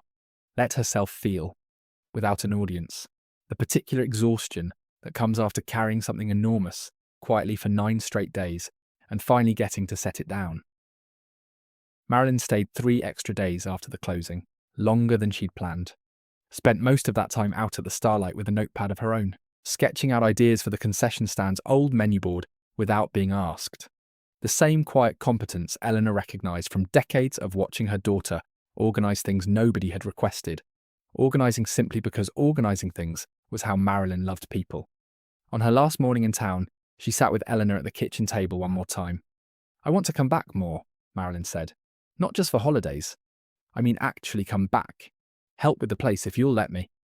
I missed 8 years of this, Mum, and I don't want to miss whatever comes next." "Then don't," Eleanor said simply, and reached across the table to take her daughter's hand. Neither of them said anything else about it, because some agreements don't need more words than that to be real. Eleanor had learned this year, if nothing else, exactly which words were worth spending, and which were better left as simply understood. News of the closing travelled through Comfort Ridge, the way news always travelled in a town that size. It is to say quickly and slightly wrong in every direction. By the following week, the version making the rounds at the feed co-op had the Starlight worth anywhere from $500,000 to $5 million, depending on who was telling it. Eleanor found herself, for the first time in years, the subject of a kind of respectful curiosity she hadn't asked for and didn't particularly want. She was too polite to say so out loud to the neighbours who stopped her in the grocery store to ask. 2 weeks after the closing, Eleanor hosted the first family dinner at her own house since Harold's funeral. A small thing, nothing elaborate. A pot roast and green beans, and the same table she'd sat at for over 40 years. Roger and Denise came. Marilyn drove up for the weekend to be there too. Walt came as well, at Eleanor's insistence, because she'd decided somewhere in the last 2 weeks that a man who had spent 26 years beside her husband and 9 days beside her had earned a permanent seat at whatever table she still had to offer.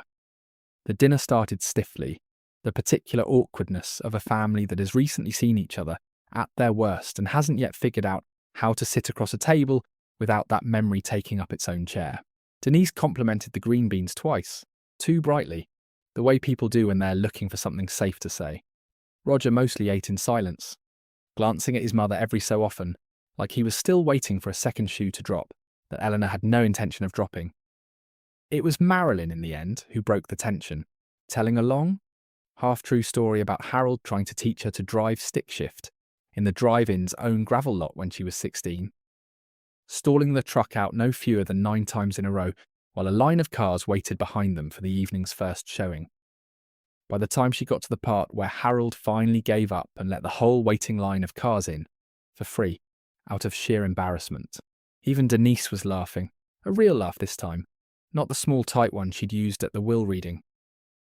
He really would have done that, Roger said, wiping his eyes. Let a whole line of cars in for free rather than admit his own daughter couldn't drive a truck. He did do that, Eleanor said. I was there. We lost $11 in ticket sales that night, and your father called it the best business decision he ever made, because half those people became regulars out of pure gratitude. The table went quiet for a moment after that. Not an uncomfortable quiet. The kind that comes when a family remembers, all at once, that they used to be good at this, at sitting together and laughing about a man they'd all loved before fear and money and old grudges got in the way of remembering it easily. I'd like to do this more, Denise said quietly. Into that quiet. Not just holidays. This. A regular Sunday maybe if you'll still have us, even after everything I said to you at that table. I'd like that, Eleanor said, and meant it. The same plain, unadorned way she meant most things.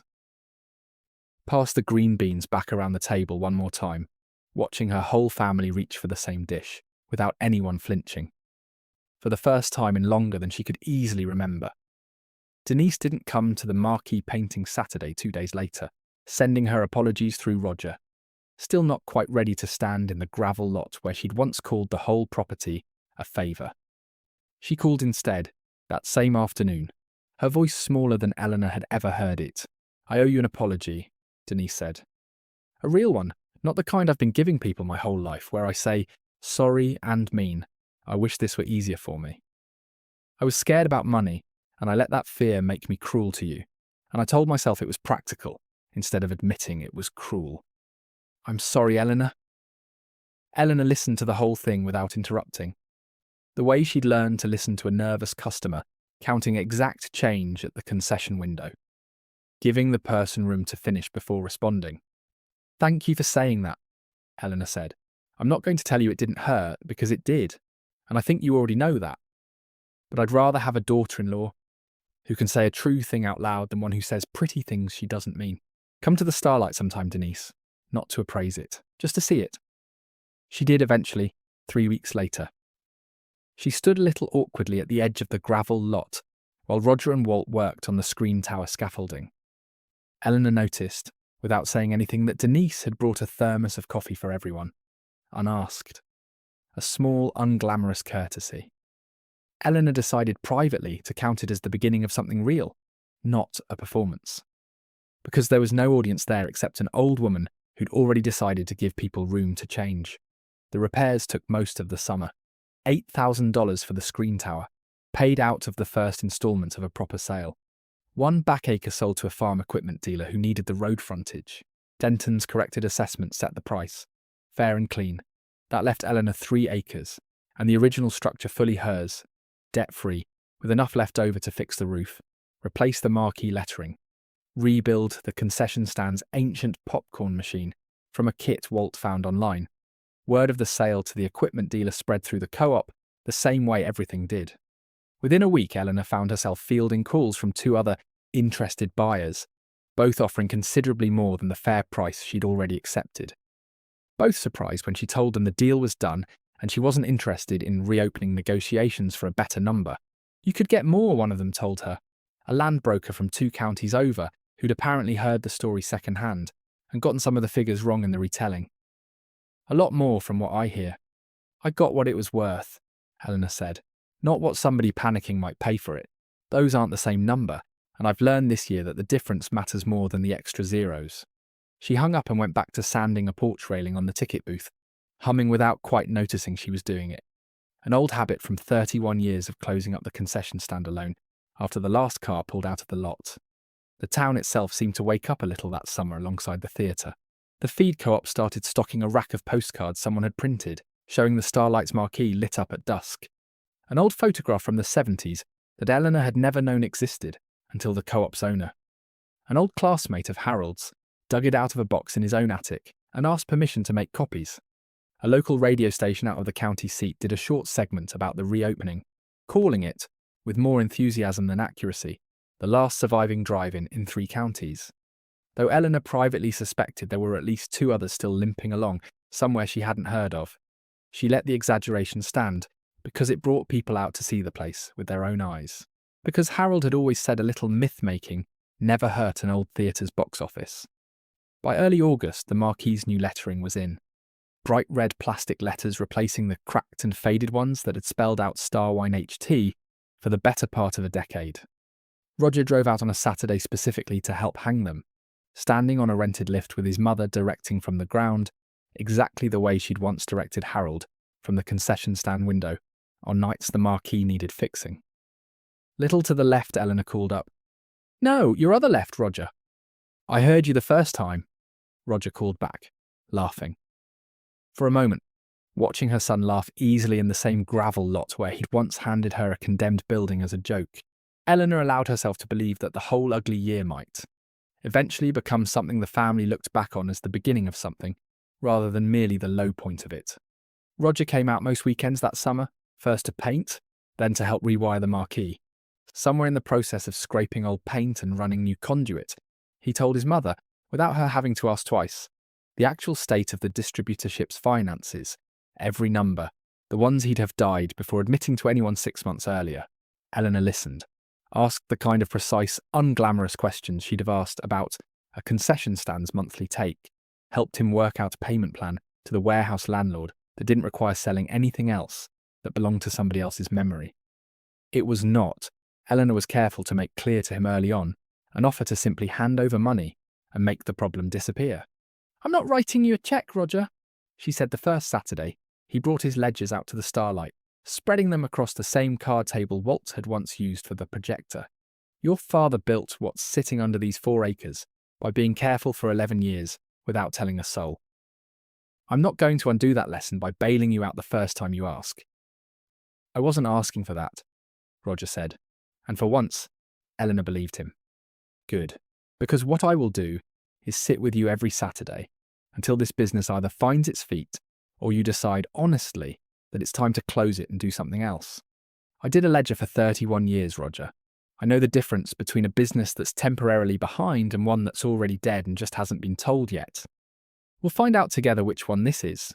It took most of July to find out. Roger drove out most Saturday mornings with a folder of invoices and lease statements.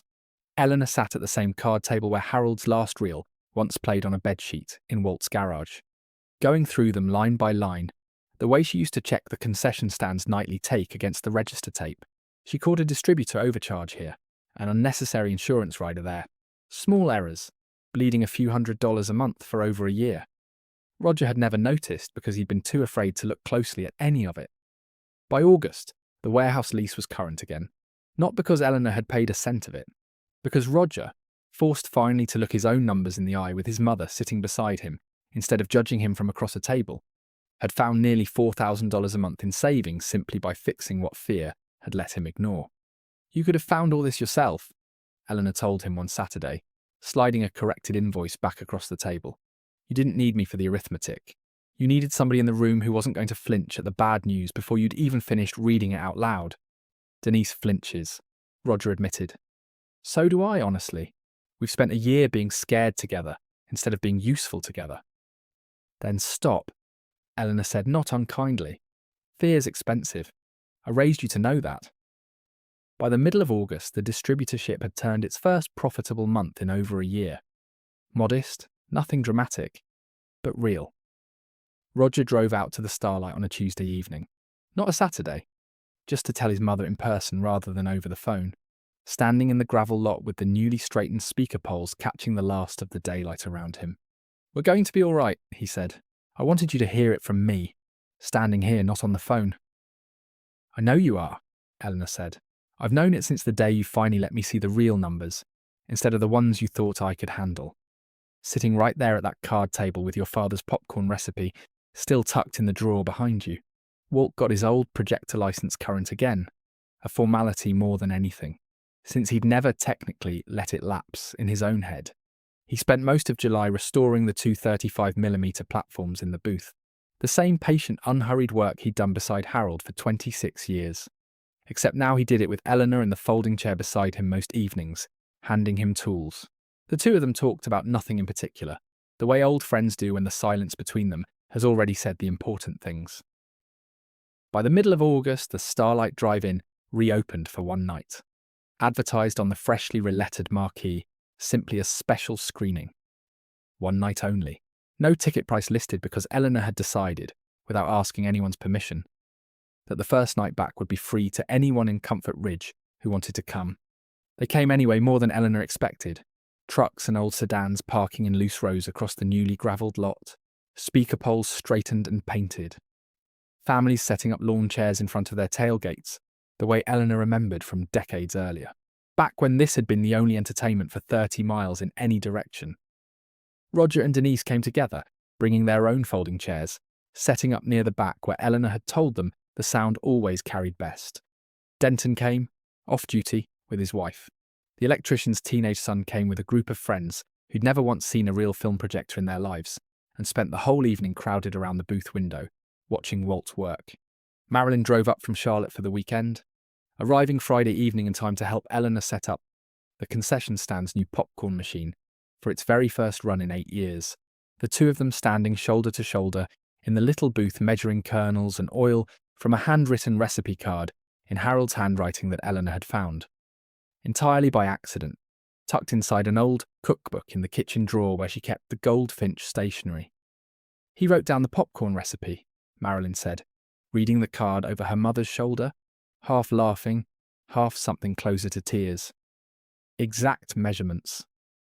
"Of course he did. Your father never trusted anyone else to get proportions right," Eleanor said, pouring the first batch of kernels into the kettle, "including me, and I balanced his books for 31 years without an error. The first batch came out slightly burnt, and the second came out perfect. By the time the gates opened Friday evening, the whole lot smelled the way Eleanor remembered it smelling on a summer night in 1985.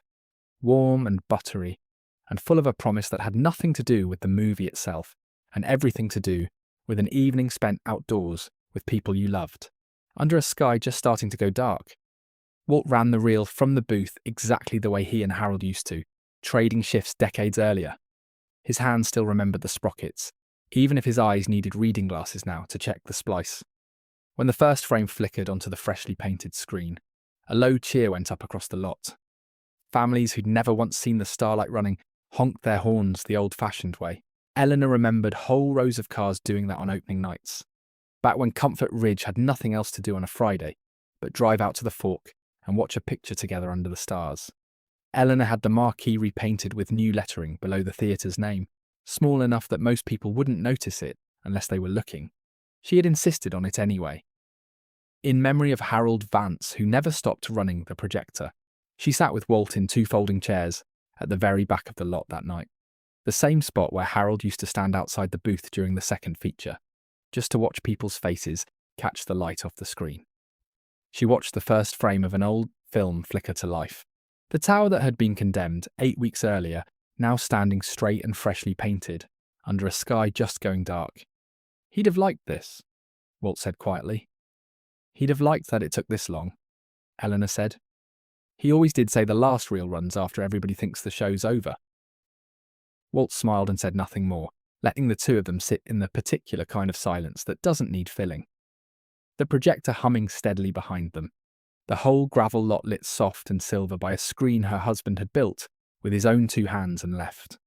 In the end, exactly where he knew she'd eventually find it. The film played on. Somewhere near the front, a child laughed at something on screen, The sound carried clean across the lot, the way sound always had at the Starlight. Eleanor Vance sat very still in her folding chair, 78 years old, holding nothing in her hands anymore but a cup of coffee, gone lukewarm. Watched the light move. Marilyn found her there partway through the second reel, pulling up an extra folding chair on Eleanor's other side without a word. For a while the three of them sat together in comfortable silence. Mother and daughter, and the old projectionist who had become something closer to family than most blood relations managed to be, watching a screen that 8 weeks earlier had been condemned and slated for a parking lot. Roger came by during intermission, not to talk business, just to sit on the tailgate of his mother's truck for a few minutes and watch people mill around the concession stand buying popcorn from a machine he'd helped his mother clean the rust off of 3 weekends earlier. He didn't say much. He didn't need to. Eleanor noticed, though, that he'd brought his own 2 children, her grandchildren, who she hadn't seen since the funeral, 8 years before, because Roger and Denise had always found reasons the drive was too far. Watching them chase each other between the speaker poles in the last of the daylight, she felt something in her chest ease that she hadn't fully realised was still clenched. Her granddaughter, 7 years old and missing a front tooth, climbed up onto the tailgate beside her at one point, sticky with popcorn butter, asked her, with the blunt curiosity only a child that age can manage, whether it was true that Grandpa had hidden a treasure in a movie. Something like that, Eleanor said. Was it gold? No, Eleanor said, smoothing the girl's hair back from her face. It was better than gold. It was him, telling me he'd taken care of things, a long time after I thought I'd already lost him for good. The girl considered this with the total seriousness small children bring to ideas too large for them yet. Asked if she could have more popcorn. Eleanor laughed and walked her back to the stand herself, holding her sticky hand the whole way across the gravel. Walt's own grandchildren came too, 3 of them, grown now, driving in from 2 different states because their grandfather had called each of them personally to say the Starlight was running film again for one night, and he intended to be the one running it. They stood near the booth for most of the evening, taking pictures on their phones of a projector older than their own parents.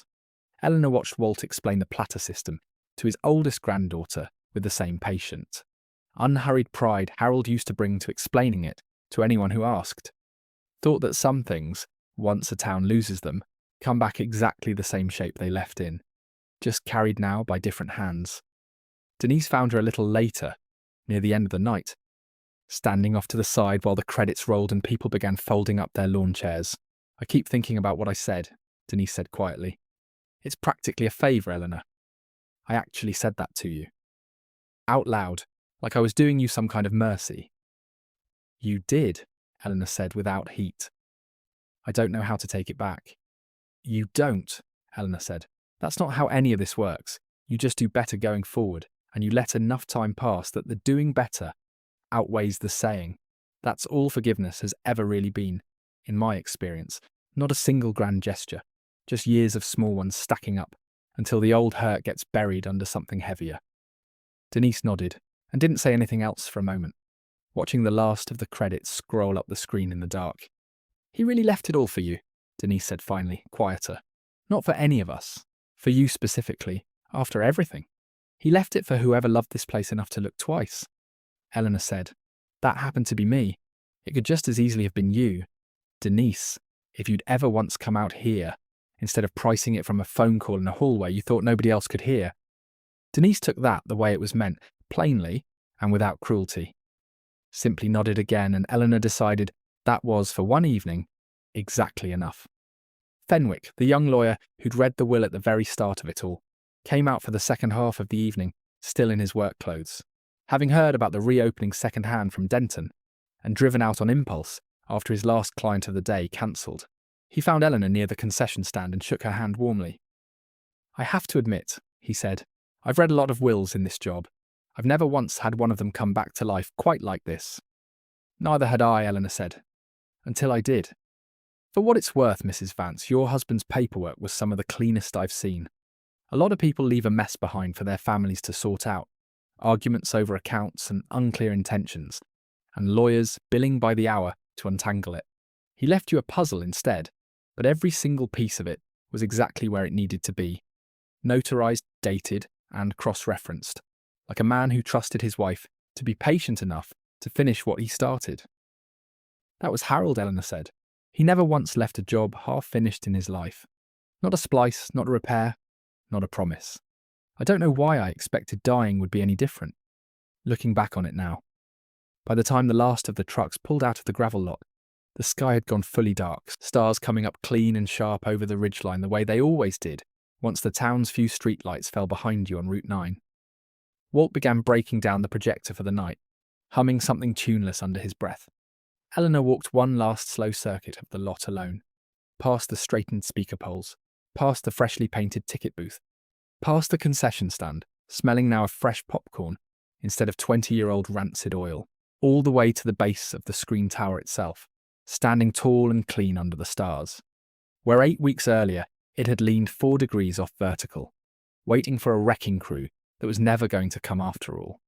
She reached out and touched the cool metal edge of the tower's frame, the same gesture she remembered Harold making 1,000 times over 31 years, checking the structure the way another man might check a pulse. She stood there a moment longer in the quiet. Behind her, the last trucks crunched slowly out over the gravel. The crickets picked back up beyond the fence line. The whole lot settling into itself for the night the way it always used to, once the final show let out. Nobody else wanted it, she said. To no one. To the dark. To a man who had been gone 8 years, and had still somehow made sure she never had to find any of this out alone. Good thing I did. Good thing I always did check things twice, Harold. Even you. Then she turned and walked back slowly across the gravel to where Walt's truck sat waiting. Behind her in the rearview mirror the whole drive home, starlight burned steady in every letter,